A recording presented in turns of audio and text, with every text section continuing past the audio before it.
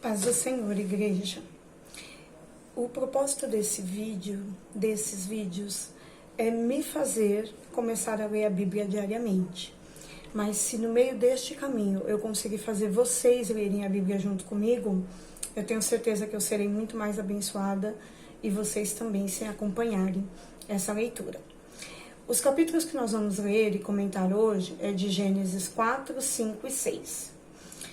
Quando eu comecei a ler essa palavra hoje, falando sobre Caim e Abel, a primeira coisa que me chamou a atenção foi que os dois irmãos apresentaram diante do Senhor uma oferta. A Bíblia fala que Abel trouxe das primícias daquilo que ele produziu e entregou ao Senhor, e o Senhor recebeu a sua oferta. E Caim, ele fez todo o seu trabalho e entregou ao Senhor, e o Senhor não recebeu a sua oferta. Quando isso acontece, em vez de Caim se questionar por que a sua oferta não havia sido recebida, ele se ira contra o seu irmão. Isso acontece muito dentro da casa do Senhor, infelizmente, ou até dentro das famílias. Alguém faz algo para Deus bem feito e deveríamos ter essa pessoa como uma referência, como um espelho.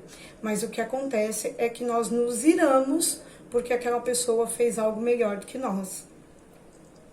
Quando isso acontece entre Caim e Abel, o semblante de Caim, ele se abate, ele fica triste.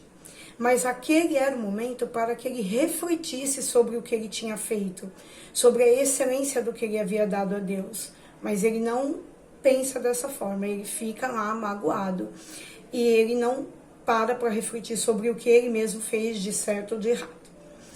Quando isso acontece, o Senhor vai até ele, em vez dele ir ao Senhor e até questionar, eu fiz algo de errado, eu fiz certo, ou poderia ter feito melhor, porque no fundo nós sabemos quando nós fazemos bom ou ruim. Ele vai lá e quando Deus o questiona, ele só fala que, ele só lamenta que ele não teve lá a sua oferta recebida, e ele sofre, o semblante dele fica realmente mais pesado, e ele se ira contra o seu irmão. E aí então ele chama o seu irmão para o campo, e lá ele mata o seu irmão, simplesmente por aquele teu irmão ter feito uma oferta melhor para Deus. Irmãos, isso acontece dentro da igreja. Quando alguém vai lá e faz algo muito bom, em vez de nós nos espelharmos nessa pessoa, muitas vezes o que nós vemos é pessoas atacando aquele que está se prontificando a fazer. E isso, de uma certa forma, é matar aquele irmão que está procurando fazer o melhor para Deus. Quando Deus vai e chama, confronta Caim e pergunta para ele aonde está Abel, ele responde de uma maneira ríspida, grosseira. Ele fala, por um acaso sou eu guardador, tutor do meu irmão? Isso nós também vemos nos nossos relacionamentos, nas pessoas que estão próximas a nós. A pessoa, ela faz algo de errado e quando ela é confrontada, ela não reflete, ela não para pensar, mas ao contrário, ela acusa, ela ataca o seu irmão. E esse momento aqui é um momento que me fez pensar muito nisso hoje, enquanto eu ia essa palavra, porque eu tenho certeza que há momentos que nós, todos nós, estamos nessa condição. O que nós precisamos fazer é olhar para aquilo que nós fazemos e fazemos melhor. E se nós não temos coragem de chegar diante de Deus, quando Ele se chega a nós e nos questiona, nós precisamos ter a humildade de entender que nós estamos errados.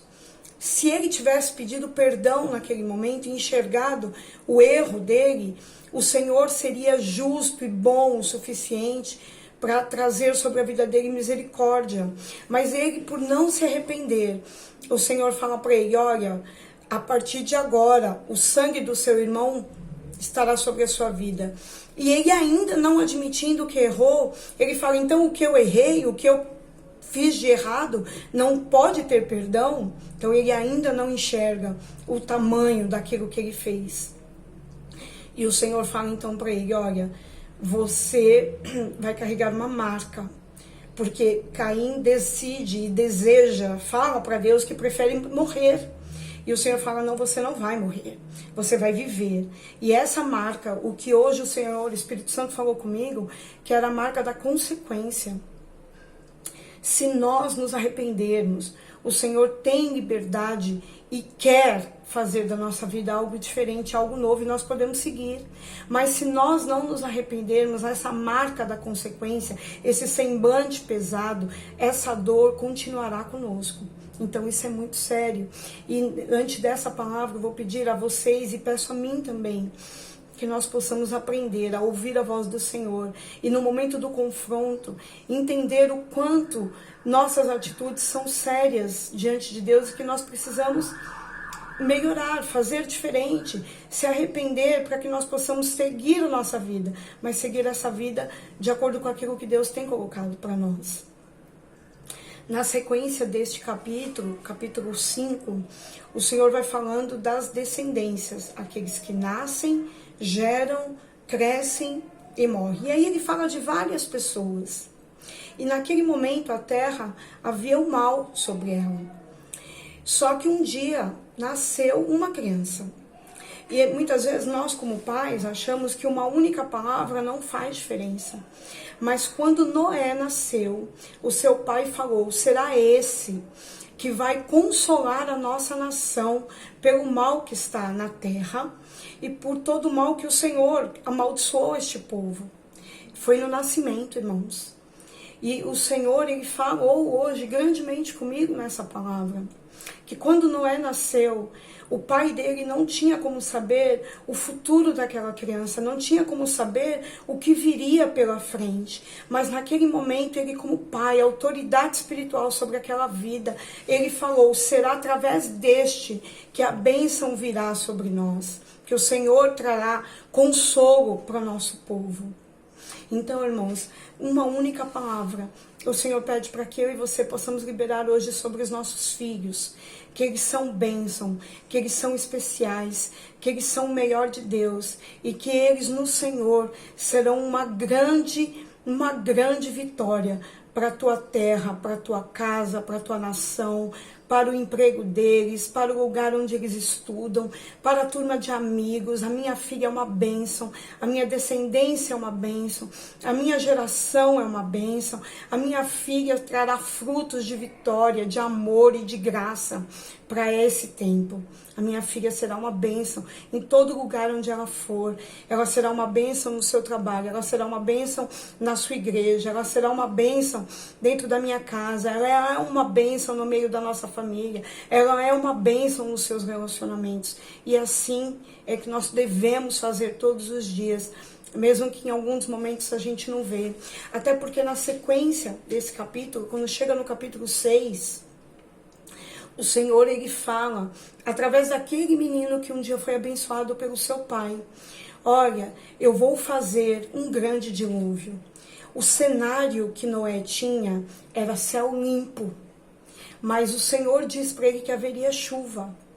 E o Senhor também me fez refletir nessa palavra, nesse dia, que muitas situações nós vivemos, o cenário é absolutamente contrário.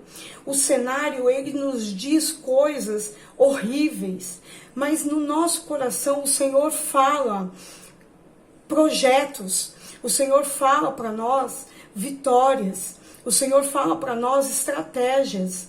E essas estratégias, elas vão acontecer independente do cenário. Então, se você tem dentro daquilo que é o seu círculo, dentro do cenário que você tem vivido, você tem visto morte, desemprego, alguém drogado que você ama, casamentos que estão se destruindo, pessoas que estão se atacando, mas lá no seu íntimo, na voz do Senhor dentro de você, está dizendo que esse cenário vai ser mudado.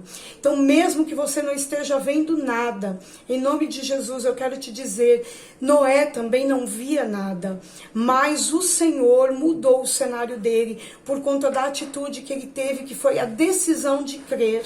E por conta dessa decisão de crer, o Senhor guardou toda a descendência dele. A Bíblia fala que o Senhor protegeu a Noé, seus filhos, sua nora, seus netos, enfim, toda a sua família foi protegida por ele. Então, independente do cenário hoje, aquilo que você tem visto, que tem te trazido dor, mas na sua alma o Senhor falou que terá vitória, então creia na sua vitória. Não olhe o cenário. Eu sei que isso é muito difícil e é um exercício diário. Há momentos que eu até tampo os meus ouvidos, porque parece que eu não quero realmente ouvir e ver aquilo que está à minha volta. E eu quero só segurar aquela palavra que Deus tem dado no meu coração. Mas é isso que o Senhor quer. E por ter acertado, porque ter aceitado, crer naquela palavra que veio ao coração dele, contrariando tudo que ele via à volta dele, ele viveu um extraordinário, incrível, algo sobrenatural. Enquanto todo mundo estava em volta dele morrendo, ele viu a família dele sendo protegida. Então hoje eu quero declarar sobre a minha casa e sobre a casa de vocês que estão ouvindo e vendo este vídeo, que o Senhor tem proteção sobre a sua casa, porque você, em nome de Jesus, vai decidir crer naquilo que Deus está te falando e não naquilo que você está vendo. O cenário é o contrário. O cenário é céu limpo e o Senhor prometeu chuva. Ou seja, nada faz sentido. Continue crendo. O Senhor fará algo especial na sua vida. Em nome de Jesus. Te aguardo amanhã para nós ouvirmos e vermos juntos a sequência, capítulo 7, 8 e 9 de Gênesis. Amém. Boa noite.